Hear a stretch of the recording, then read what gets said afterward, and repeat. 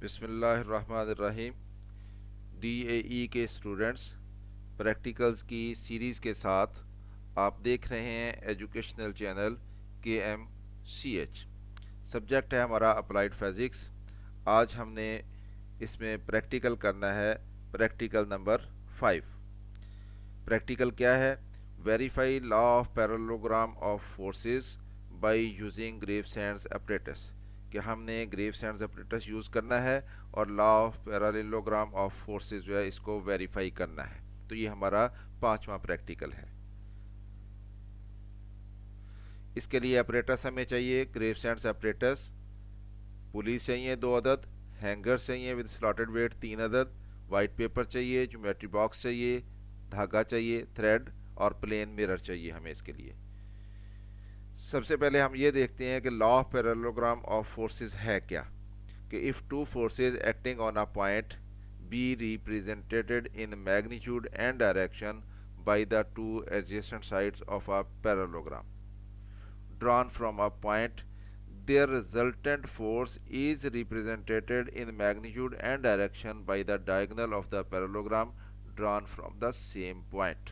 कि अगर हमारे पास दो फोर्सेस हों और वो दोनों फोर्सेस जो हैं वो मैग्नीट्यूड और डायरेक्शन के मुताबिक किसी पैरेललोग्राम की दो एडजेसेंट साइड से रिप्रेजेंट हों, तो उस पैरेललोग्राम का डायगोनल जो उनके एडजेसेंट पॉइंट में से गुजर रहा होगा वो उन दोनों का रिजल्टेंट होता है। तो ये law of parallelogram of forces है। इसको हमने वेरीफाई करना है प्रैक्टिकली। तो कैसे, पहले देख लें कि इसको फिगर से हमने कैसे ज़ाहिर किया है। कि ये एक फोर्स है F1 और ये दूसरी फोर्स है F1 और ये इनका एडजेसेंट पॉइंट है। तो ये पैरेललोग्राम की दो साइड्स बन रही हैं। हमने इससे पैरेललोग्राम मुकम्मल की, F1 को यहाँ पे ज़ाहिर कर दिया और F2 को यहाँ पे ज़ाहिर कर दिया। तो ये पैरेललोग्राम कंप्लीट हो गई, OABD पैरेललोग्राम बन गई। अब इस पैरेललोग्राम का ये डायगोनल जो कि OB है, ये इन दोनों फोर्सेस का F1 का और F2 का रिजल्टेंट बनेगा। यानी R is equal to F1 plus F2। ये law of parallelogram of forces कहलाता है। अब इसको वेरीफाई कैसे करना है देखते हैं। ग्रेवसैंड अपरेटस लेंगे आप, उसके दोनों ऊपर वाले एंड जो हैं उनसे 1.5 इंच अंदर दो पुलियाँ लगा लेंगे और ग्रेवसैंड अपरेटस के ऊपर आप एक वाइट पेपर जो है इस तरह से पेस्ट कर लेंगे। अब आपने 3 धागे लेने हैं इस तरह से मैयर करके, यहाँ से लेकर यहाँ तक एक, यहाँ से लेकर यहाँ तक दूसरा और यहाँ से लेकर यहाँ तक तीसरा। दो इन पुलियों के ऊपर से गुजार लेने हैं और एक को फ्री छोड़ लेना है। इनके तीनों एंड जो बनते हैं उन एंड के साथ हमने एक एक हैंगर बांध लेना है और उसमें कुछ बाट डाल देने हैं। इस तरह से एडजस्टमेंट करनी है कि ये नॉट जो है ये पेपर के सेंटर में आ जाए। अब हमने इस नॉट की डायरेक्शन जो है उनको पेपर के ऊपर ट्रेस करना है और साथ हमने ये जो बाट लोड किए हुए हैं इनको नोट कर लेना है कि कितने कितने बाट हमने लोड किए हैं। इस तरह से इधर 70 ग्राम है, इधर 70 ग्राम है, इधर 110 ग्राम है। तो इस धागे की डायरेक्शंस को पेपर के ऊपर ट्रेस करने के लिए दो तरीके हैं। एक ये कि मिरर यूज़ करें, मिरर को इस धागे के नीचे रखें, प्लेन मिरर को, और इसका इमेज देखते हुए उसके दोनों एंड पे जहाँ पे आपको इमेज नज़र आ रहा है वहाँ पे निशान लगा लें। फिर इस धागे का निशान उसी तरह से लगा लें, इस धागे का निशान उसी तरह से लगा लें। या फिर यहाँ पे फ्लैश लाइट डालें इस नॉट के ऊपर और धागे का इमेज जो कागज़ के ऊपर डार्क इमेज नज़र आएगा, आप इस नॉट का निशान लगा लें, इस धागे का निशान लगा लें, इसका लगा लें और इसका लगा लें। तो इस तरह से ये मैंने मिरर में धागे का इमेज दिखाया है। आप एक निशान यहाँ पे लगाएंगे और एक निशान यहाँ पे लगाएंगे, तो इस तरह से इस धागे का निशान कागज़ के ऊपर आ जाएगा। तीनों धागों का इस तरह से बारी बारी मिरर रख के आप निशान लगा सकते हैं। दूसरा तरीका ज़्यादा आसान है। आप यहाँ पे धागे के ऊपर फ्लैश लाइट डालें तो आपको ये इमेज नज़र आ गया, ये डार्क इमेज नज़र आ गया। तो आप इस डार्क इमेज के यहाँ पे निशान लगा लें, यहाँ पे निशान लगा लें और यहाँ पे निशान लगा लें और यहाँ पे निशान लगा लें, इस तरह से। अब आप इस कागज़ को उतार लेंगे तो आपको कागज़ इस तरह से नज़र आएगा। इधर इनको मिलाती हुई लाइन खींच दें, इनको मिलाती हुई लाइन खींच दें और इनको मिलाती हुई लाइन खींच दें, तो धागे की डायरेक्शन इस कागज़ के ऊपर आ जाएगी। ये मैंने ओरिजिनल कागज़ उतारा है, उसके ऊपर ये पॉइंट लगे हुए हैं। इस फुट रूल से इधर लाइन लगा दी और इधर रख के तो इधर लाइन लगा दी, इनको मिलाती हुई दोनों को, और तीसरी लाइन जो है ये इन दोनों को मिलाती हुई लगा दी, तो आपके पास ये फिगर आ जाएगी।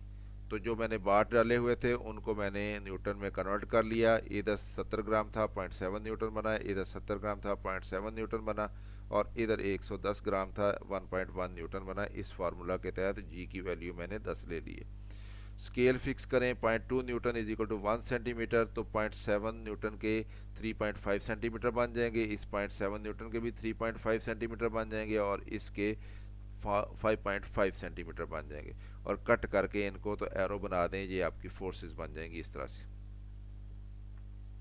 अब आपने इस जगह पे, नॉट की जगह पे कंपास की टिप रखनी है और यहाँ तक उसको ओपन करना है, यहाँ तक, यहाँ पे पेंसिल की टिप होनी चाहिए, और इसको फिर उठा के टिप यहाँ पे रख लेनी है और ये आर्क बना देना यूं। इसी तरह से आपने इस वेक्टर को नापना है, यहाँ से कंपास के साथ टिप उसकी यहाँ पे होनी चाहिए और पेंसिल की टिप यहाँ पे होनी चाहिए। इसको उठा के टिप यहाँ पे रखें और ये वाला आर्क लगा दें पेंसिल के साथ। अब आपने इस वेक्टर को यहाँ पे मिला देना यूं डॉटर लाइन से, और इस वेक्टर को यहाँ से यहाँ तक मिला देना डॉटर लाइन से। तो इस तरह से आपका ये वेक्टर जो है वो यहाँ पे ड्रा हो जाएगा और ये वेक्टर जो है यहाँ पे ड्रा हो जाएगा, और ये पैरेललोग्राम कंप्लीट हो जाएगी इस तरह से।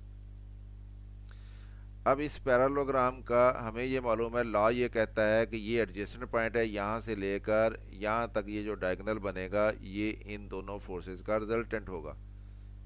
हमने इसको रिजल्टेंट बना लिया ये।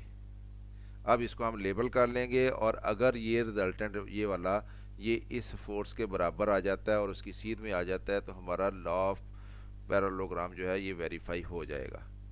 तो इस तरह से आपने इसको मैयर कर लिया, और मैयर करके आप लिख लें, ये देखें ये 0 पॉइंट है और ये उसी तरह से 5.5 बन रहा है ये वाला डायगोनल। तो इस तरह से ये हमारे पास 0.7 न्यूटन फोर्स थी, इसको हमने P कह लिया, ये 0.7 न्यूटन थी, इसको Q कह लिया, और ये हमने 5.5 सेंटीमीटर था 1.1 न्यूटन फोर्स है, इसको हमने R कह लिया, इस पॉइंट को C कह लिया, इसको A कह लिया, इसको B कह लिया, और इस पॉइंट को D कह लिया। इस फोर्स को हमने मेजर किया था, लेंथ को मेजर किया था, OD की लेंथ ये 5.5 सेंटीमीटर आई, और इससे जब हमने फोर्स बनाई तो उसको हमने R1 कह लिया, और ज़ाहिर है वो 1.1 न्यूटन बनेगी, क्योंकि 1.1 न्यूटन जो है वो 5.5 सेंटीमीटर बनता है। तो इस तरह से हमारा ये लॉ वेरीफाई हो गया, क्योंकि ये डायगोनल जो है ये इस फोर्स के बराबर और इसके अपोजिट आ गया है। अब हमने इसको टेबल में वैल्यूज़ फिल कर लेनी है यहाँ से देख के। तो टेबल में वैल्यूज़ क्या आएंगी, P कितना था 0.7 Newton, Q 0.7 Newton, R 1.1 Newton, diagonal OD हमारा 5.5 सेंटीमीटर बना, उसकी हमने फोर्स बनाई R1, रिजल्टेंट फोर्स तो वो 1.1 न्यूटन बनी। इस R का और R1 का डिफरेंस जो है वो 0 आ गया। तो ये हमारा टेबल मुकम्मल हो गया। तो इस तरह से लॉ ऑफ पैरेललोग्राम जो है हमने वेरीफाई कर लिया। आपने जो कागज़ सफ़ेद है जिस पे हमने परफॉर्म किया है वो कॉपी में लगाएंगे साथ, और नीचे ये टेबल बना लेंगे। स्टूडेंट्स, ये प्रैक्टिकल अगर आपको पसंद आया है तो इसको लाइक करें, कमेंट करना ना भूलें, ख़ुद भी देखें, दोस्तों के साथ शेयर भी करें। चैनल अभी सब्सक्राइब नहीं किया तो सब्सक्राइब कर लें। मेरी तरफ से अल्लाह हाफिज़, शाद रहें आप।